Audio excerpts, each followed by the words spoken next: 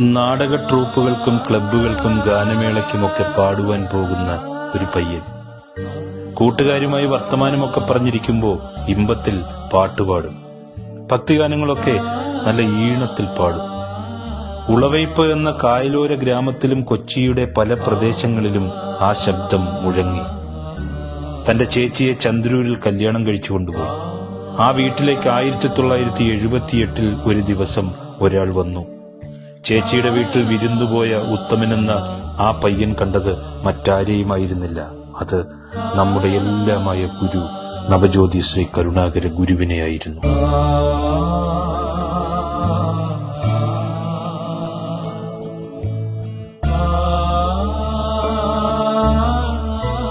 ചേച്ചിയുടെ ഭർത്താവ് രാജൻ അവറുകളുടെ അച്ഛന്റെ അനന്തരവനായിരുന്നു ഗുരു.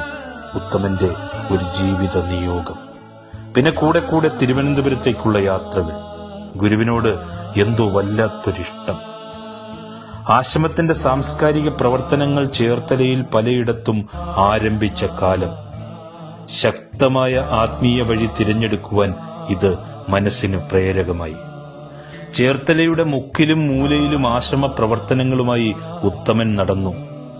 അയാളുടെ പാട്ടുകൾ മാത്രം കേട്ട് നിരവധി കുടുംബങ്ങൾ ആശ്രമ ഭക്തന്മാരായി. അക്കാലത്ത് ഒരു ഗുരുജയന്തി ദിവസം ചേർത്തലയിൽ നിന്നും കുറെ കലാകാരന്മാർ ഭക്തിഗാനമേളയ്ക്കായി ആശ്രമത്തിലെത്തി. രാത്രി ഏറെ വൈകിയാണ് പാട്ടുകൾ തുടങ്ങിയത്. ആശ്രമത്തിൽ ആദ്യമായി ഉത്തമൻ പാടുകയാണ്. പാട്ടിനിടെ അയാൾ ആളുകൾക്കിടയിലേക്ക് നോക്കി. അയാൾക്ക് സ്വന്തം കണ്ണുകളെ വിശ്വസിക്കാനായില്ല. മഞ്ഞു പെയ്യുന്ന ആ രാത്രിയിൽ തലയിലൊരു കെട്ടൊക്കെ കെട്ടി ഗുരു തന്റെ പാട്ടുകേട്ട് താളം പിടിച്ചിരിക്കുന്നു. ലോകത്തിലെ ഏത് ഗായകനാണ് ഇത്രയും വലിയ ഭാഗ്യം ലഭിക്കുക? കരുണാമയ ഗുരു കരുണാകര, തവ തിരുനാമം പാടിടാൻ ഉയിരേകിടൂ. കരുണാമയ ഗുരു കരുണാകര, തവ തിരുനാമം പാടിടാൻ ഉയിരേകിടൂ.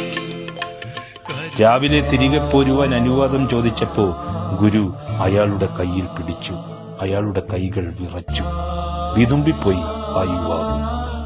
നീ എല്ലാ ആഘോഷ സമയത്തും ഇവിടെ വന്ന് പാടും. ജീവിതത്തിൽ കിട്ടുന്ന ഏറ്റവും വലിയ അംഗീകാരത്തിന്റെ ഭാരവും പേറിയാണ് ഉത്തമൻ ആശ്രമ കവാടം ഇറങ്ങിയത്.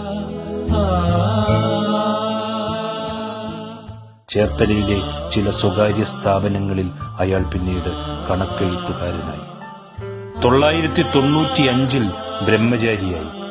999 ഗുരു ആദിസങ്കല്പത്തിൽ ലയിച്ചതിന്റെ 72ാമത്തെ ദിവസം ഉത്തമൻ സ്വാമി സ്നേഹാത്മ ജ്ഞാന തപസ്വിയായി. പിന്നെ തന്റെ ആത്മീയ ജീവിതം കരുപിടിപ്പിക്കുമ്പോൾ അതിന്റെ ഭാഗമായി നിരവധി ഗുരുഗീതങ്ങൾ ചേർത്തുവെച്ചു. സ്നേഹദീപമേ സദ്ഗുരുവേ, സത്യചിത്തമേ ശ്രീ ഗുരുവേ. അഭിവന്ദ്യ ശിഷ്യപൂജിതയുടെ മനോമുകുരത്തിൽ നിന്നും ഉറവ് പൊട്ടിയ പ്രകാശപദങ്ങൾക്ക് തന്റെ ആത്മസമർപ്പണത്തിലൂടെ പുതിയ ലയവും ഭാവവും സാന്ദ്രതയും സ്വാമി സൃഷ്ടിച്ചു. അനിൽ ചേർത്തല ഉൾപ്പെടെയുള്ളവരുടെ തൂലിക തുമ്പിൽ നിന്നും ഇറങ്ങിയ വരികൾക്ക് ആ ശബ്ദം ഇമ്പം പകർന്നു. ഒരു മന്ദഹാസത്താലൻ വിഴിനീരിനെ മധുപാകമാക്കിയ ഋഷി പൂങ്കവാ. സിനിമാ പിന്നണി ഗായകനായൊക്കെ ഈ സന്യാസി ഇന്ന് ഏറെ ശോഭിക്കുന്നു. ഇരുവലകൾ പുലരിക്കാൻ കാതോർത്തു നിന്നു, ഹിമകളിൽ അഗ്നിപുഷ്പം വിടരാൻ.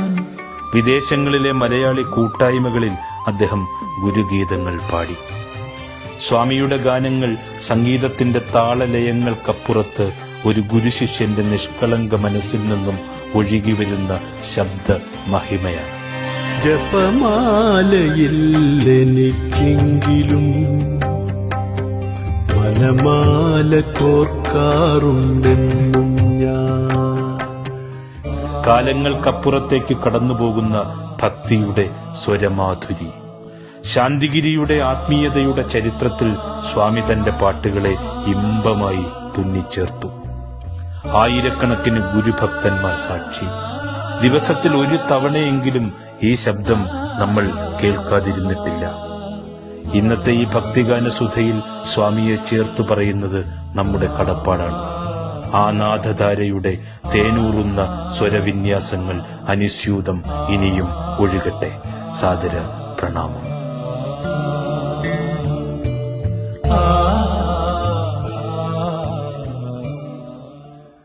പാലൊളിചന്ദ്രിക പാൽ പുഞ്ചിരി തൂകിടും മുഖം, പാരിൻ പരിവൃത്തമോതും മിഴീണ, ഉദയസൂര്യപ്രഭ തങ്കം ചേലാർന്ന ഗാത്രം, അംബുജമോഹന വർണ്ണാങ്കിത പാദപത്മം,